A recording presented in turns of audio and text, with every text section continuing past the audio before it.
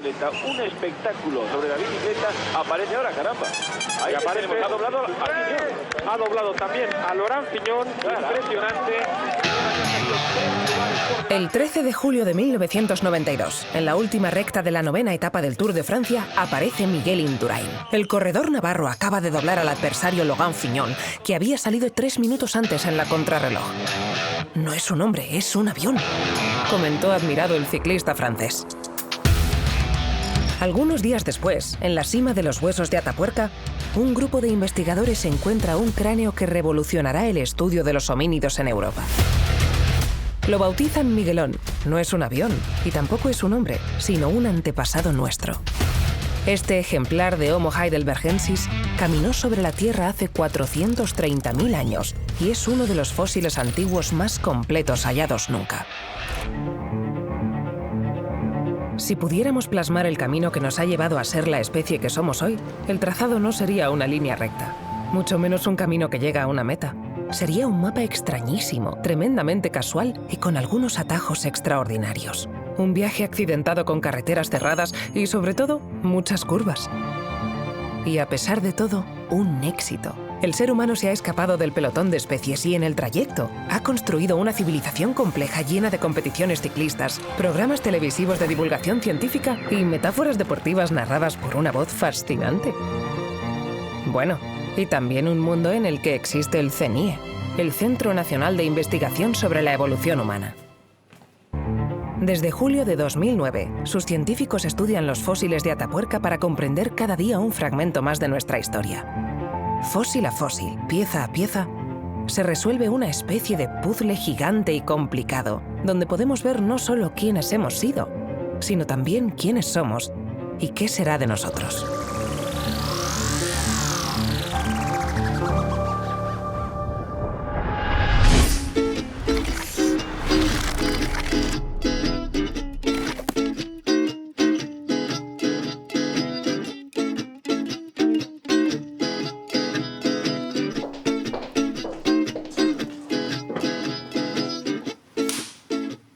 Atapuerca es como un álbum de familia en el que no te falta ni una sola foto, ¿no? O digo, pues una enciclopedia sobre evolución humana en la que no falta ni un capítulo, ni una página. Falta, lo tenemos todo, ¿no? Tenemos hasta el índice, tenemos el apéndice, lo tenemos todo. Esta enciclopedia empezó a escribirse en 1895, cuando la compañía británica The Sierra Company Limited inició la construcción de una línea ferroviaria para transportar minerales desde el norte de Burgos hasta los Altos Hornos de Bilbao. El trazado era muy complejo y el coste de transporte tan elevado que en 1910 el ferrocarril se cerró, dejando una herida abierta en la tierra que guardaba muchísimos secretos. A consecuencia del trazado de esta vía de tren, se cortó lo que son las calizas, las rocas que albergan las cuevas de Atapuerca. Tenemos que tener en cuenta, por una parte, que estamos hablando de un sistema kárstico, es decir, un sistema de cuevas. Y las cuevas en sí mismas son casi como cofres. Quizás la forma más fácil es imaginarse un pastel.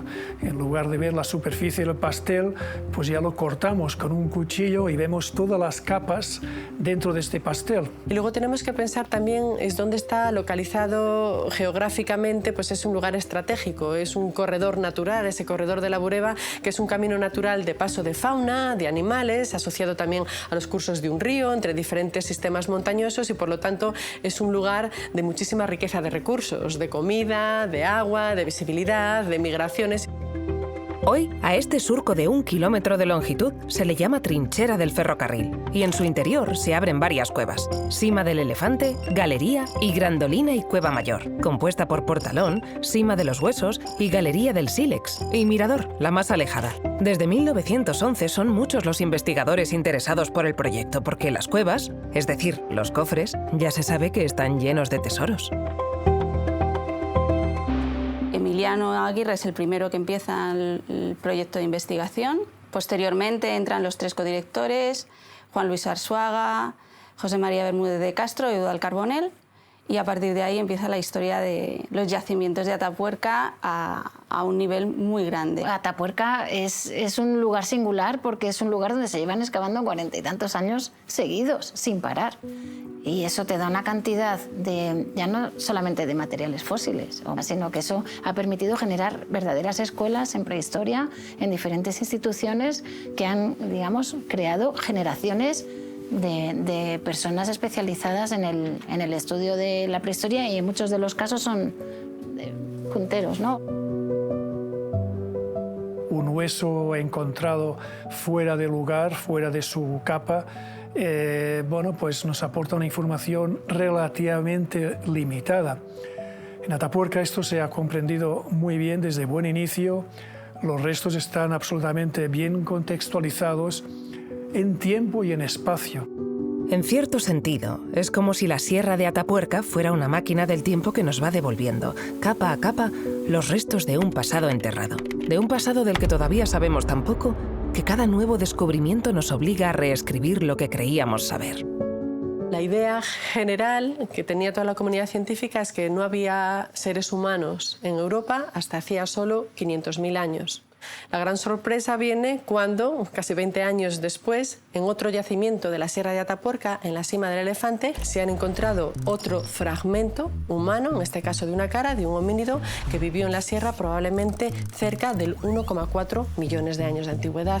O sea que hemos ido batiendo ese récord de antigüedad progresivamente a lo largo de esta investigación, pues, que lleva más de 40 años. Estamos acostumbrados a ver a deportistas batir récords, la superación de los propios límites, la competición y la colaboración, y al final la victoria. Pero en la ciencia, ¿qué significa batir un récord? ¿Y qué significa para el conjunto de la sociedad? Se pone una revolución y el volver a plantearse teorías que ahora mismo estaban en todos los libros de historia, es cambiar los libros de historia. Es cambiar y hacer que todos los investigadores empiecen a replantearse hipótesis, que hipótesis que ya estaban empiecen a tomar fuerza y que otras que existían y que habíamos estudiado empiecen a perderla en favor de otras. Los nuevos datos nos están dando otro marco en el que poder entender la evolución humana. Pero todo esto no habría sido posible sin el grupo de investigadores que surgió alrededor de Atapuerca y que concibió más adelante este centro de investigación sobre la evolución humana. De tal forma que a inicios del año 2000 se concibió este concepto de complejo de evolución humana y en particular un centro de investigación. Somos la única infraestructura de ciencias sociales y humanidades que actualmente hay en el mapa. Somos un servicio de I+D+I para todo el país e incluso a nivel internacional. Impresiona pensar que hace cientos de miles de años en estos lugares habitaron diferentes especies de homínidos que han sido parte de nuestra familia, de nosotros. Un complejísimo animal que hoy, justo aquí, despliega unas tecnologías tan punteras para comprenderse a sí mismo. Las historias son muchas y diferentes, pero el protagonista parece ser único: el ser humano. Podríamos decir que nos centramos simplemente en un fósil, en un homínido, y sería como querer contar una película teniendo solo al actor.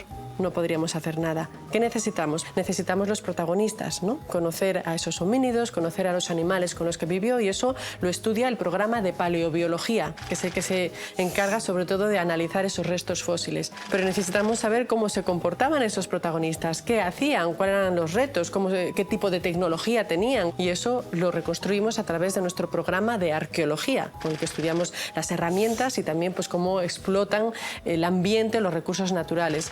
Y nos hace falta también una secuencia temporal, ¿no? Si cogiéramos las escenas de una película y las mezcláramos todas sin ningún orden, no tendría ningún sentido, y para eso está la geocronología. Y en ese programa, sobre todo aquí en el CNIE, pues tenemos uno de los laboratorios más completos que podemos tener en la actualidad, pues voy a decir, no solo en España, sino también en Europa, y que con ellos podemos realmente poner una fecha a esos diferentes eventos y yacimientos. Ahora mismo nuestra infraestructura a nivel técnico, tenemos a personal técnico que son físicos, otros que son químicos, hay biólogos, hay arqueólogos, hay historiadores. Todos lo que hacen es trabajar juntos para conseguir algo en común. El CNIE estudia la prehistoria, es decir, la historia antes de que nuestra especie pudiera dejar un rastro escrito de su propia memoria. Sería un poco hacer de CSI. ¿Este hueso que me he encontrado qué es? ¿Y qué le ha pasado desde el momento en el que falleció el animal o el humano? Rastrear es un registro fósil, en el fondo es rastrear cuando nuestro pensamiento y nuestra conciencia de la vida y de la muerte comenzó, y de alguna manera rastrear cuando nos hicimos como somos ahora, ¿no? Es decir, conocer cómo éramos, las dificultades que hemos atravesado, los obstáculos a los que nos hemos enfrentado y que hemos solventado para llegar a donde estamos, pues nos ayudan a ver que nos vamos a tener que enfrentar a nuevos obstáculos, a nuevos retos, a nuevos eventos que a lo mejor no conocíamos o que no conocemos, pero que lo más probable es que les encontramos una solución. Con la perspectiva de que somos los únicos supervivientes de una familia de especies que atravesaron el tiempo resolviendo problemas cada vez más complejos, cuesta imaginarse cómo es posible que hoy en el mundo se sigan produciendo, por ejemplo, conflictos raciales. Según los datos de las fuerzas y cuerpos de seguridad del Estado, en España, solo en 2021, se perpetraron 1.724 delitos de odio, de los cuales 639 tuvieron un móvil racista o xenófobo. Lo que vemos con la evolución humana y el estudio de la evolución de los caracteres a lo largo del tiempo es que precisamente uno de los rasgos más emblemáticos para hablar de razas, como es el color de la piel, es una característica de lo más plástica, de lo más variable y que ha mutado muchísimas veces a lo largo de la evolución humana y que realmente no está hablando de ninguna característica ni moral, ni relacionada con la inteligencia, ni con ninguno de estos rasgos con los que el racismo trata de diferenciar entre humanos de primera y de segunda. No tiene ningún sentido ni el color de la piel ni los rasgos que tengamos. Al final son adaptaciones al ambiente en el que vivimos. Y más allá de ahí no tiene cabida otra interpretación. A través de la ciencia se pueden encontrar herramientas de conocimiento que nos permitan abandonar los prejuicios, las creencias, las supersticiones y el pensamiento mágico. Herramientas que usamos no solo para responder a las grandes preguntas de la humanidad, sino también para resolver enigmas más terrenales. En el CNIE tenemos una serie de laboratorios que son de caracterización de materiales en las que somos realmente capaces en diferentes niveles de saber identificar cuál es la composición, por ejemplo, de un elemento. Sí que recibimos llamadas de la Policía Científica o del Seprona porque quieren identificar algún resto. En el caso que todos recordamos, ¿no?, de los niños, en el caso que se conoce como el caso Bretón.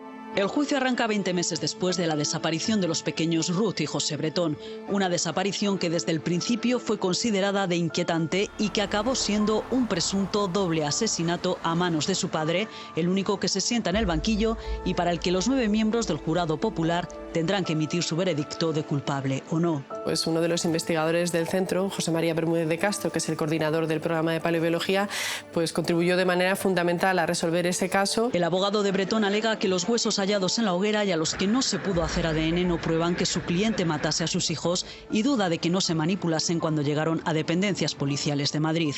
Con su conocimiento experto precisamente en antropología dental, fue capaz de reconocer aquellos dientes como humanos y además de precisar la edad de muerte de esos niños. O sea que fue esa participación crucial para poder hacer una identificación de esos restos con los niños que faltaban. Además, las aplicaciones del CNIE no se limitan únicamente al ámbito de la evolución humana, sino que contribuyen a explicar y entender las consecuencias de las acciones del ser humano en el planeta. No hay que olvidar que en el fondo no somos más que unos simples pasajeros a bordo de esta nave espacial que surca el vacío cósmico desde hace 4.600 millones de años. Como especie humana somos un porcentaje de este tiempo muy pequeño. Si escaláramos la historia de la Tierra a un año, el origen de la especie humana pues se remonta unos pocos segundos antes de la medianoche. Se miran las cosas de otra forma cuando se piensa que estuvimos a punto de perdernos las campanadas. Pero hay que reconocer que hemos llegado muy lejos. ¿Cómo hemos hecho para sobrevivir tanto tiempo? Bueno, lo primero que se nos ocurriría es decir, especie inteligente, ya lo dice el nombre, ¿no? Homo sapiens, nos hemos puesto el mejor nombre, el hombre sabio. Pero en realidad yo diría que es el hombre social, el hombre prosocial. Prácticamente todas y cada una de las características que tiene nuestra especie y que han evolucionado a lo largo del tiempo son características que favorecen nuestra interacción con los demás. Y evidentemente no somos perfectos, pero la voz cantante del ser humano es la preocupación por el otro, en todo su ámbito. Y yo creo que eso es importante que nos lo recordemos. Nosotros hemos evolucionado como especie probablemente porque somos cooperativos. Hemos sido capaces de cooperar y de cuidarnos. Y de los cuidados en vida a los cuidados de los difuntos hay solo un paso. Los comportamientos funerarios son un rasgo que comparten todas las civilizaciones que han poblado la Tierra. Lo demuestran los diferentes estudios fósiles que ha llevado a cabo el CNIE alrededor del mundo. Porque, claro, aquí no se estudia solo Atapuerca. Aquí se viaja en el tiempo y en el espacio, desde Albalá en Castilla-La Mancha a Ain Anek en Argelia, desde Cova del Bolomor en Valencia a Garganta de Olduvai en Tanzania, desde Ambrona en Soria a la entrada de la cueva de Panga Ya Saidi en Kenia. Ahí se encontró a Mtoto. En suajili significa niño. Del yacimiento salió un bloque de sedimento del que sabías poco, sabías que había algo, pero no llegabas a saber cuál era su historia. Y al final se construye una historia que te viene a contar que ahí murió un niño de 2-3 años, que se le cuidó, que cuando murió se le agasajó, se le envolvió, se le colocó y luego se le enterró. Ese momento en el que de verdad nos estamos dando cuenta de que lo que tenemos en las manos es mucho más, y además pues, fue una bombilla que se encendió con las luces de todos, porque eran todos los laboratorios aportando su evidencia, y cuando las pusimos juntas pues fue como esa evidencia de a partir de ahora la investigación toma un camino completamente diferente para corroborar algo así. Aquí podemos hacer una distinción entre comportamiento mortuorio y funerario. Muchos animales hacen cosas con los muertos. Por ejemplo, una mamá chimpancé puede llevar su bebé muerto durante semanas y llega un momento en el que ese vínculo lo rompe porque ya no tiene más recorrido, ¿no? Nosotros somos capaces de continuar ese vínculo en el tiempo. Mantenemos ese vínculo con ese muerto durante toda nuestra vida. Continuar este vínculo en el tiempo significa entregar la memoria de una vida a las generaciones futuras. Significa vivir de nuevo a través de los relatos que se transmiten de siglo en siglo. Significa vivir más allá de la muerte. Es lo más parecido a la inmortalidad. Por eso en el CENIE existe una cámara especial, una cámara acorazada que custodia todos estos recuerdos como si fueran obras de arte. La habitación entera es una cámara acorazada con muchas medidas de seguridad, con temperatura y humedad controlada, y bueno, con tantísima seguridad como tendríamos en un museo un Picasso, un Goya, un Velázquez, porque ahí guardamos fósiles que son fundamentales, que para nosotros son verdaderas joyas con tantísimo valor patrimonial, que es nuestra responsabilidad, que algo que atestigua nuestra historia, nuestro pasado, algo que sobrevivió cientos de miles de años hasta la actualidad, nos sobreviva a nosotros también. Y de esta forma hemos entregado a Miguelón a la inmortalidad. Extraordinario. Aparte que en aquel momento fue y sigue siendo el cráneo más completo del registro fósil pleistoceno. Nos habla sobre las heridas que sufrieron durante la vida, qué les produjo la muerte, cómo era su anatomía, etcétera, etcétera, cómo era su audición, si tenían capacidades auditivas o no. Ah, por cierto, casi se me olvidaba. Miguelón e Indurain se encontraron cara a cara el 18 de febrero de 2011 en el Museo de la Evolución Humana. El exciclista navarro se puso frente a frente con su tocayo, mirándolo casi divertido, y lo examinó. A los medios declaró que el encuentro le hizo recordar aquellos años importantes en su carrera, que también lo fueron para los descubrimientos de Atapuerca, porque al final de eso se trata, de recordar, de aprender, de reconocerse en lo que hemos sido y de seguir adelante, paso a paso, pedalada a pedalada.